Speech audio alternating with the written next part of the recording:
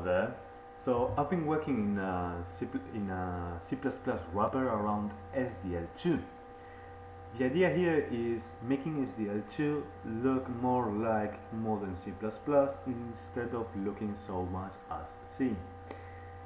Why is that? Because there are many C++ developers that would rather use C++ for gaming because of the OOP that exists in C++, and the SDL-C-like syntax will break the modern C++ syntax style. So, as you can see here, I've already set up my project. It simply indicates that where the include directories should be, what libraries to link, and to use modern C++. As you can see, all of the existing until now header files for CeltreSDL++ are found here in the include Celtre software CeltreSDL++ directory. So with that, well, and the library itself is in the depths directory. So if we go ahead into our main file and create our main function, just like that. Alright, we will need three header files. The first one is going to be the CeltreSDL++ starter.hpp. Now we're also going to need the CeltreSDL++ message box.hpp, and we're also going to be needing the CeltreSDL++ timer.hpp. You will see I'm not going to be including neither window nor surface. Why is that? Because message box is going to include window for us, as you can see here, right? Oh, excuse me, it's going to be including message box data, which in turn is going to be including window, which is going to be including surface. So we will need neither surface nor window there. So this library is going to be using the try and catch the standard exception system with the standard runtime error. So what we need to do is create a try catch loop. Now, apart from the message box itself failing, all of the errors I'm going to be handling here are going to be game-breaking errors, like for example SDL not working at all. And the rest I won't care about them because this is a small example. I'm not going to be doing anything fancy, and it's not going to fail unless SDL itself fails. So the first thing I'm going to do is catch the CeltreSDL message box error, and I'm going to print that. So I'm going to be needing the include iostream and then standard here the SDL message box itself failed, and that should never happen, but who knows, the exception is there for a reason. SDL, oh I'm sorry, e.what std end line, and I'm going to return with that with an exit failure. Now the rest of the errors I'm simply going to be doing something like this, I'm sorry, like this, because every single CeltreSDL error is going to be using the standard exception system, so we will be able to catch them here. So what I will do here will be this CeltreSDL message box, and I'm sorry, auto box equals to this box dot show simple. Now you know that when showing a simple SDL message box, you can pass the window or a null pointer to it if you don't want any parent window. In CeltreSDL++, this is achieved through an overload, as you can see here. There are two functions with the same name. One of them takes in the window and the other one doesn't. So we are going to be using the one that doesn't.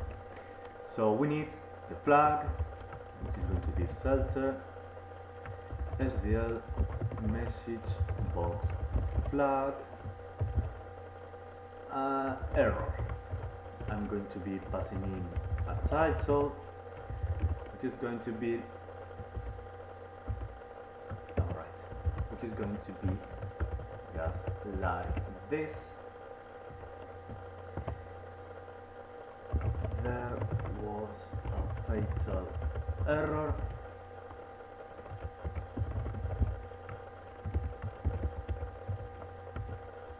Plus another standard string that is going to be the error itself. Oh, I'm sorry, this is the title, I'm really sorry about that. We need first the title. Error. That's it. Now we will be able to create the message. Standard string. There was a fatal error. Alright? And add to that another standard string that takes in the message error. And now the final part, if we check this message box function, let me find the header file, there you go, is going to be the window, but we are not going to be using a parent window here, so it will be done with that. And then we will return also with an exit value. In any other case, we are going to return with an exit success. So, what we are going to need is, first of all, initialize SDL, just like with the classic library. So to do that, we are going to do auto starter equals to Celtre SDL starter and starter.init Celtre SDL init flags, and I'm going to be initializing only video because we are not going to be needing anything else. But this initialization function also uses SDL image. This is not just a wrapper around the core SDL library, it's also wrapping SDL image. So we need to initialize that too, even if we are not going to be using it right now. Because I'm not going to be using it right now, I don't really care what part of SDL image is going to be initialized, so I'm going to initialize the most simple one, which is JPEG, just because I could initialize any other one. Now, with that out of the way, we can go ahead and create our window. Window equals to Celtre SDL window. Now the window is going to take in several values. First of all, it's going to ask for a title. So let's give that to it.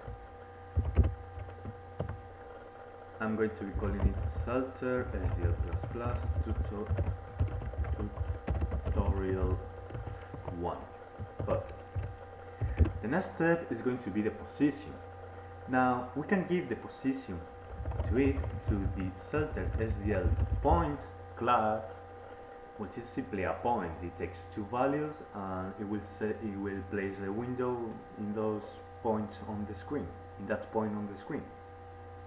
given that the 00 of the window is the top left corner. Or we can simply go ahead and pass in a window position flag. I'm going to use the centered flag so that our window is centered on the screen. Now we need the size of the window. For that, we can simply go ahead and use the CeltreSDL size class. And I'm going to create an 800 by 600 small window. And now we need the flags. So the flags I'm going to be using are going to be CeltreSDL window. Am I writing this properly? Yes. Window flags.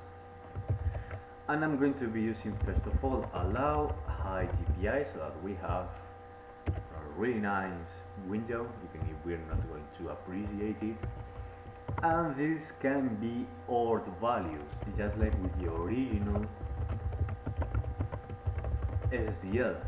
The difference here is that these odd values are going to be using a strong type enumeration class, so they are going to be supposedly safer, and they are C++ style anyway. So with that, we can create ourselves the screen surface, and we are going to create it using the window surface. Quite simple, right? Now we are going to fill in that surface with a rectangle. Now you know that in SDL you can either fill rect with a color map, with an RGB or an RGBA map, and a rectangle, or pass a null rectangle to it, or you can go ahead and pass a bunch of rectangles with SDL surface fill rect. But again, in CeltreSDL++, because this is more than C++, we're not going to be passing a null rectangle when we don't want a rectangle. We're going to simply say fill all of the surface, and we are going to give it a color. Now the CeltreSDL color is a little bit different from the SDL color, in that it is going to be using the what do you call it? Instead of the 0 to 255 color style from SDL that we are used to, in which for our white window we would use 255 red, 255 green, and 255 blue, we are going to be using floating numbers, OpenGL style, from 0 to 1. So for a white screen we're going to be using 1.f, 1.f, and 1.f. This color can also take a alpha value, but the alpha value is by default set to 1, so it's pointless passing it to this kind of function. So with that, we'll be able to go ahead and do window.update surface. Now, if we run this program, everything is going to happen so fast that we are not going to see anything. That's where the timer comes in. So let's create ourselves a timer. Equals to CeltreSDL timer. Without timer, we can delay by, for example, 5000 milliseconds the closing of the program. Now, if we go ahead and build this and then run it, my computer is a little bit slow, as you can see. If we run it, we will see a white window that is going to stay in the center of the screen for 5 seconds and close. This is the most basic window you can create, and we can create it in different ways. For example, if I set this to be hidden, we're going to find ourselves with a little bit problem, and the window is not going to show. Ever. In those 5 seconds, it's just not going to show. So what we need to do is, after we've set the surface, we're going to show the window.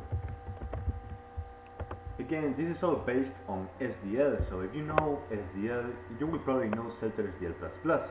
The only difference is the way you call things. Here you will call things in a modern C++ style, while you will be using a C-like style if you use classic SDL. So the objective is the same, the outcome is the same, the difference is how you write it. I hope you guys enjoyed, I hope you liked the project. I will be using it for the Celtre engine when it's done. It's a work in progress, only SDL video and a little bit more is complete. For example, events are not ready, that's going to be the next tutorial as soon as I have them ready, and I hope I will finish it sometime this year or next year. Everything is going to look similar to this in a C++ modern style. Now again, about the exceptions, you can handle them the way you want. I'm going to handle them in this really simple style because error handling is not the point of this tutorial. I know many of you guys are going to say, oh, this is wrong, you shouldn't just create an exit failure, because you should handle the errors. For example, if I was to change this is going to throw an exception, that's for sure. And where we are going to find ourselves is with an error saying that the colors must be in the range of 0 to 1. I bet you guys will say this error exception is wrong and that it should be handled in a different way, but this is not the point of this tutorial. It is to show how to create a simple SDL window with a delayed timer using SDL delay through timer.delay. And it's basically based on other tutorials I found on the web, so this is the most basic one. And the next one is going to be about events. So we are going to be placing this window and the updating of the surface in a permanent loop from which we will exit on user prompt. See you in the next tutorial. I will keep working on this, and I hope this helps somebody using this library.